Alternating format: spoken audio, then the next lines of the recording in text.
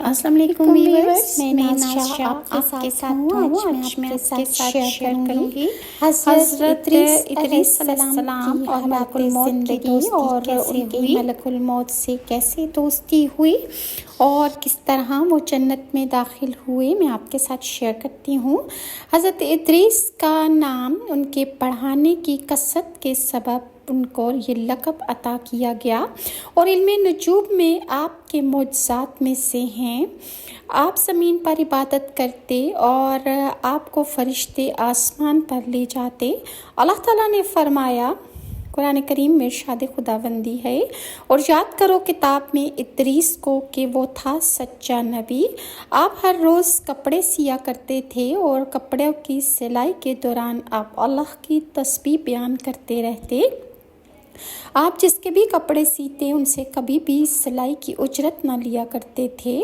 اور ایک روز کا ذکر ہے کہ آپ اپنے کام سے فراغت پا کر بیٹھے تھے کہ اسی وقت ملک الموت اللہ تعالیٰ کے حکم سے ایک انسان کی صورت میں مہمان بن کر آپ کے پاس رات کو حاضر ہوئے اور آپ کے دروازے پر آ پہنچے۔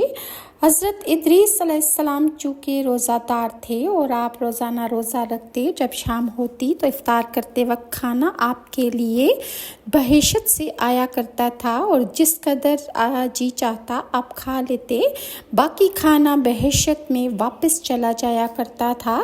اور اس دن کا کھانا جب جنت سے آیا تو حضرت ادریس علیہ السلام نے وہ کھانا اس مسافر کو پیش کر دیا جو آپ کے دروازے پر تشریف لایا تھا۔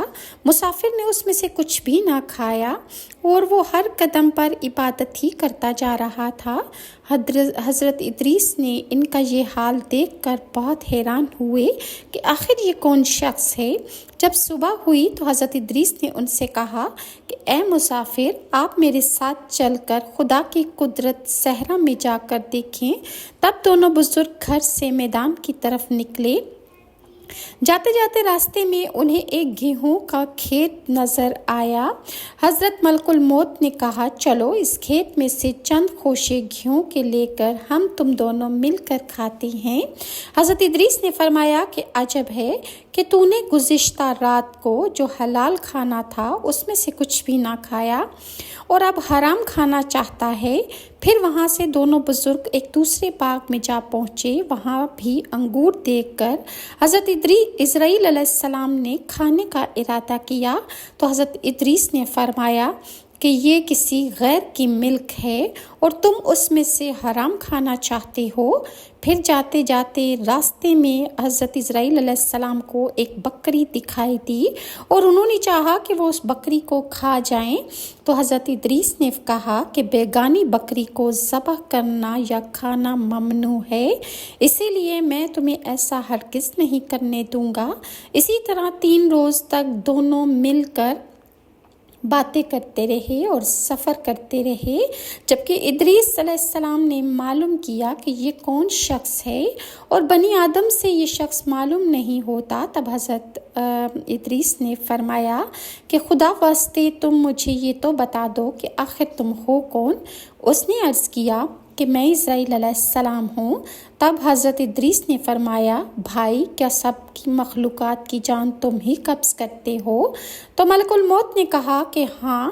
حضرت ادریس علیہ السلام نے فرمایا کہ شاید تم میری روح قبض کرنے کے لیے آئے ہو۔ انہوں نے کہا، نہیں، میں تو تمہارے ساتھ خوش طبعی اور دوستی کرنا چاہتا ہوں۔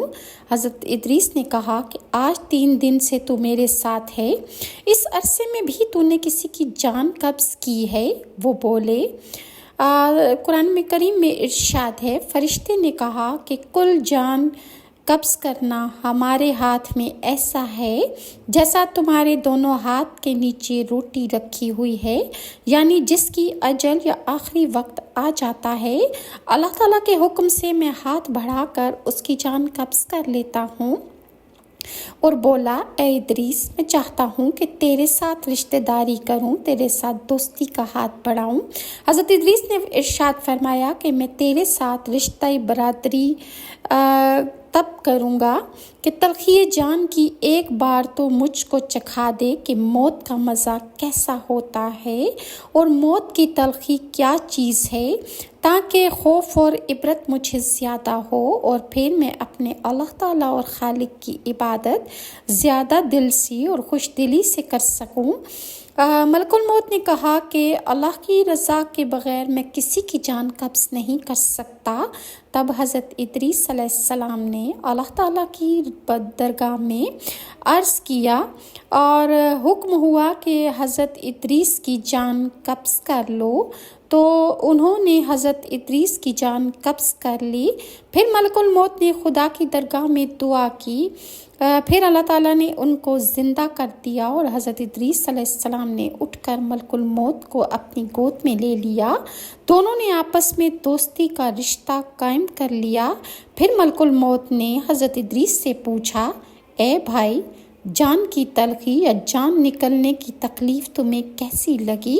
حضرت ادریس بولے کہ جیسے کسی زندہ جانور کی کھال سر سے پاؤں تک کھینچی جاتی ہے، موت کی تکلیف اتنی زیادہ ہے۔ ملک الموت نے کہا، اے بھائی، قسم ہے رب العالمین کی، جیسا کہ میں نے تیرے ساتھ احسان کیا اور نرمی کے ساتھ تیری روح قبض کی، ایسا کسی کے ساتھ نہیں کیا۔ حضرت ادریس نے فرمایا، اے بھائی، مجھے دوزخ دیکھنے کا شوق ہے، تو مجھ کو اس کے دروازے تک لے چل تاکہ میں اس کے دیکھنے سے خوف الہی مجھے زیادہ ہو اور پھر میں عبادت اور بندگی زیادہ کروں گا۔ تب ملک الموت نے اللہ تعالیٰ کے حکم سے حضرت ادریس علیہ السلام کو ان 7 طبق دوزخ کے دکھائے۔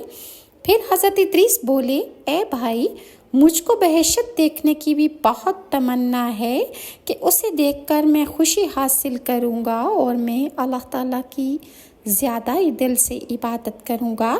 پھر ملک الموت اللہ تعالیٰ کے حکم سے ان کو بہشت کے دروازے پر لے گئے اور انہوں نے جنت کے مناظر اپنی آنکھوں سے دیکھے۔ پھر حضرت ادریس کہنے لگے، اے بھائی، میں تلخی جان کنی کا مزہ چکھ چکا ہوں اور میں نے دوزخ بھی دیکھ لی ہے، مگر میرا جگر مارے پیاس کے جل گیا ہے۔ اگر آپ کی اجازت ہو تو میں بہشت میں جا کر ایک پیالہ پیوں تاکہ پیاؤں۔ تب اس نے کہا، تم وہاں سے واپس آنے کا عہد کرو۔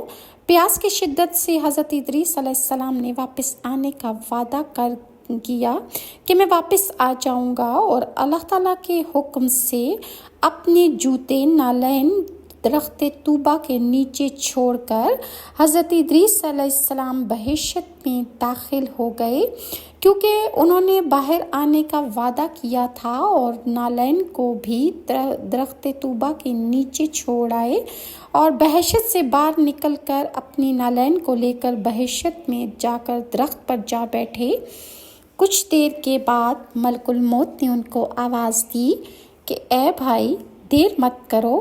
اس کے جواب میں حضرت ادریس نے فرمایا، اے مشفق جبار عالم فرماتا ہے، کلو نفس ذائقۃ الموت، ہر جی کو موت کا مزہ چکھنا ہے۔ اب تو میں مزہ جان کنی کا چکھ چکا، تم نے میری روح قبض کر چکے ہو۔ اور اللہ تعالیٰ فرماتا ہے، اور نہیں کوئی تم سے جو نہ پہنچے گا اس میں، سو میں دوزخ میں بھی پہنچ چکا۔ اور یہی جلیل جبار فرماتا ہے، ترجمہ ہے، نہ پہنچے گی وہاں ان کو کچھ تکلیف اور نہ ان کو وہاں سے کوئی نکالے گا، یعنی جو بہشت میں گیا وہ پھر واپس نہ آئے گا، یہ تو اللہ کا وعدہ ہے۔ اے بھائی ملک الموت، اب میں ہرگز باہر نہیں آنے کا۔ درگاہ الہی سے آواز آئی، اے اسرائیل، تو حضرت ادریس کو چھوڑ کر چلا جا، میں نے ان کی تقدیر میں یہی لکھا تھا۔ حضرت ادریس نے موت کا مزہ چکھ کر اور دوزخ کو بھی دیکھ کر جنت میں جا رہے ہیں۔ تب اسرائیل علیہ السلام بولے، بہشت حرام ہے انبیاء پر جب تک کہ خاتم الانبیاء اس میں داخل نہ ہو جائیں۔ تو بہشت میں سے پھر آواز آئی، اے اسرائیل، میں بہشت کو دریغ نہیں رکھتا، لیکن اول بحشت میں محمد مصطفیٰ صلی اللہ علیہ وآلہ وسلم ہی داخل ہوں گے، بعد میں وہ سب امتیں داخل ہوں گی۔ اور قول دوسرا یہ بھی ہے کہ طواف کرنے والے سب طواف کرتے رہیں بحشت میں، اور اللہ تعالیٰ نے فرمایا اور اٹھا لیا ہم نے اس کو اونچے مکان پر، بس بحشت میں حضرت ادریس تو جا رہے اور ان کے فرزند سب فراق سے شب گریازاری میں لگ گئے۔ یعنی حضرت ادریس کے چلے جانے کے بعد ان کی آل اولاد نے رونا اور چیخنا شروع کر دیا۔ تو ایک روز ابلیس لعین ان کے پاس آیا اور اس نے کہا، تم مت رویا کرو، میں تمہارے باپ کسی ایک صورت بنا دیتا ہوں، تم اس کو شب و روز دیکھا کرو اور اس کی پوجا کیا کرو۔ یعنی سب سے پہلے شیطان نے پوجا کرنے کا طریقہ نکالا اور حضرت ادریس کی اولاد کو اس پر لگا دیا۔ اس شیطان نے کہا کہ میں ان کی صورت بناؤں گا، اس سے تمہارا سب دکھ درد ختم ہوتا رہے گا اور تم سب خوش رہو گے۔ ابلیس لعین نے ایک ایسی صورت بنائی کہ ان کی شکل میں اور حضرت ادریس کی شکل میں کوئی فرق نہ تھا، صرف اتنا ہی فرق تھا کہ یہ صورت بات چیت نہ کر سکتی تھی، اور وہ لوگ اس صورت کو پوجا کرنے لگے، یہاں تک کہ آہستہ آہستہ بت پرستی تمام عالم میں پھیل گئی اور مشرق سے مغرب تک یہ رواج جاری رہا۔ کوئی آدمی اللہ تعالیٰ کو نہیں جانتا تھا، علم و عمل ان میں مفقود ہو گیا، اور یہاں تک کہ اللہ تعالیٰ نے حضرت نوح علیہ السلام کو بھیجا۔ بعض مورخین کہتے ہیں کہ اللہ کے اس فرمان اور ہم نے انہیں بلند مقام پر اٹھایا کی وضاحت صحیحین کی اس حدیث سے ہوتی ہے کہ معراج کی رات چوتھے آسمان پر رسول اللہ صلی اللہ علیہ وآلہ وسلم کی ملاقات حضرت ادریس سے ہوئی تھی۔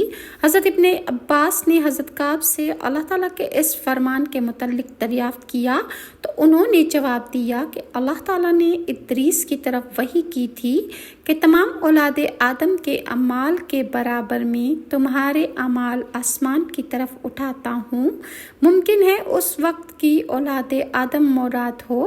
یہ سن کر ادریس کی خواہش ہوئی کہ ان کے اعمال میں مزید اضافہ ہو، تو انہوں نے اپنے ایک دوست فرشتے سے کہا کہ آپ ملک الموت سے میری عمر کے مطابق دریافت کریں تاکہ مجھے اپنی عمر کے بارے میں معلوم ہو جائے اور میں مزید نیکیاں کر سکوں۔ چنانچہ فرشتے نے ادریس کو اپنے پروں پر بٹھایا اور آسمانوں کی طرف چڑھا۔ جب چوتھے آسمان پر فرشتہ حضرت ادریس کو لے کر پہنچا تو ملک الموت سے ملاقات ہوئی، وہ نیچے اتر رہے تھے۔ فرشتے نے ملک الموت سے ادریس کے متعلق بات کی اور پوچھا کہ ان کی عمر کتنی ہے، تو ملک الموت نے کہا کہ ان کی عمر بس ابھی ختم ہوا چاہتی ہے، اور فرشتے نے کہا کہ ملک الموت نے کہا کہ ادریس کہاں ہے؟ جواب دیا فرشتے دوسرے نے کہ میرے پروں پر۔ اس نے کہا حیرت ہے کہ مجھے چوتھے آسمان پر ادریس کی روح قبض کرنے کا اللہ نے حکم دیا ہے، اور میں سوچ رہا تھا کہ ادریس تو زمین میں ہے، میں چوتھے آسمان پر اس کی روح کیسے قبض کر سکتا ہوں؟ پھر اس نے وہیں حضرت ادریس کی روح قبض کر لی۔ اسی کے متعلق اللہ تعالیٰ کا فرمان ہے اور ہم نے انہیں بلند مقام پر اٹھایا۔ اور اس آیت کی تفسیر میں ابن ابی حاتم نے روایت بیان کی ہے کہ ادریس نے فرشتے سے کہا کہ ملک الموت سے میری عمر کے متعلق پوچھے، تو ملک الموت اس کے پاس ہی تھا۔ اس نے ادریس کی عمر پوچھی تو ملک الموت نے کہا میں دیکھ کر بتاتا ہوں۔ پھر اس نے دیکھ کر کہا کہ ان کی عمر صرف پلک جھپکنے کے برابر ہی وقت باقی رہ گیا ہے۔ اتنے میں فرشتے نے اپنے پر کے نیچے دیکھا تو ادریس کی روح قبض کی جا چکی تھی اور اسے علم بھی نہ ہوا۔ یہ روایات اسرائیلی روایات میں سے ہے، اور اس کے متعلق مجاہد نے بیان کیا ہے کہ وہ عیسیٰ کی طرح بغیر فوت کیے آسمان کی طرف اٹھائے گئے، اور اسی کے متعلق حضرت ابن عباس سے روایت ہے کہ ادریس کو چھٹے آسمان تک اٹھایا گیا اور وہاں فوت کیا گیا۔ ضحاک نے بھی یہی کہا ہے، لیکن بخاری اور مسلم کی روایت میں ہے کہ وہ چوتھے آسمان پر تھے اور وہیں پر ان کی روح قبض کی گئی۔ حسن بصری کے مطابق ادریس جنت کی طرف اٹھائے گئے تھے، اور ایک قول یہ ہے کہ وہ اپنے باپ یرد کی زندگی میں ہی اٹھا لیے گئے، اور ایک قول یہ بھی ہے کہ ادریس نوح سے پہلے کے نہیں بلکہ بنی اسرائیل کے دور کے ہیں۔ مزید انبیاء علیہ السلام کی حالات زندگی انشاءاللہ میں آپ کے ساتھ نیکسٹ ویڈیوز میں شیئر کروں گی۔ اور ویورز، اگر آپ کو میری ویڈیوز اچھی لگتی ہیں تو کائنڈلی لائک اور سبسکرائب ضرور کیجیے۔ نیکسٹ ویڈیو تک کے لیے ناز شاہ کو اجازت دیجیے۔ اللہ حافظ۔